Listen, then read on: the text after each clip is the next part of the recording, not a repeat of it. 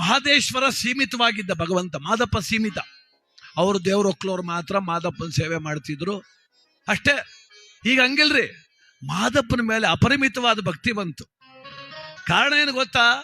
ಮಾದಪ್ಪ ಹೋಮ ಕೇಳಲಿಲ್ಲ, ಅವನ ಕೇಳಲಿಲ್ಲ, ಮಂತ್ರ ಹೇಳು ಅಂತ ಹೇಳಿಲ್ಲ, ಉಘೆ ಅಂದವ್ರ ಮನೆ ಉದ್ಧಾರ ಮಾಡ್ದ ಮುದ್ದು ಮಾದಪ್ಪ.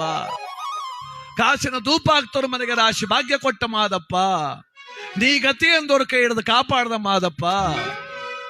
ಎಷ್ಟೆಲ್ಲ ಪಾವಾಡ ಮಾಡಿದನು ಗೊತ್ತ ಮಾದಪ್ಪ?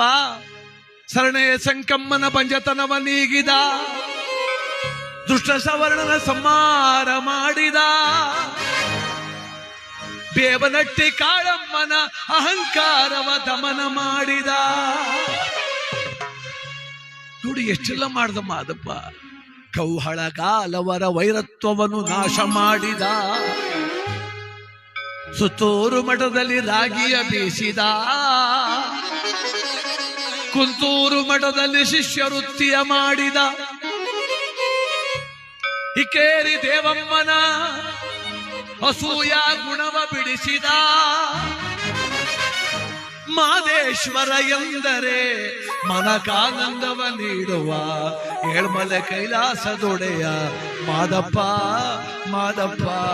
ಅದಕ್ಕೆ ಉಗೆ ಅಂದ್ರಪ್ಪ, ಉಗೆ. ಅದಕ್ಕೆ ಮಾದಪ್ಪ ಅಂದ್ರೆ